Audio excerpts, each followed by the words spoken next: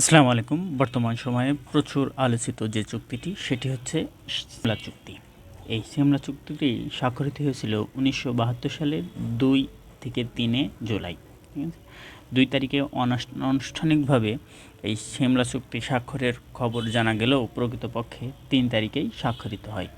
এই সিমলা চুক্তিটি স্বাক্ষরিত হয়েছিল ইন্ডিয়া ও পাকিস্তানের মধ্যকারে।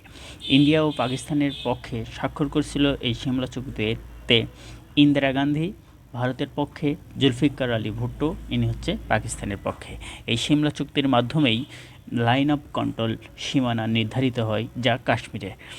এই সিমলা চুক্তির মূল উদ্দেশ্য ছিল কোনো যুদ্ধ নাই, কোনো সমস্যা হলে আন্তর্জাতিক সমস্যা বা পারস্পরিক যে সমস্যাটা সে সমস্যাগুলো আলোচনার মাধ্যমে সমাধান করার।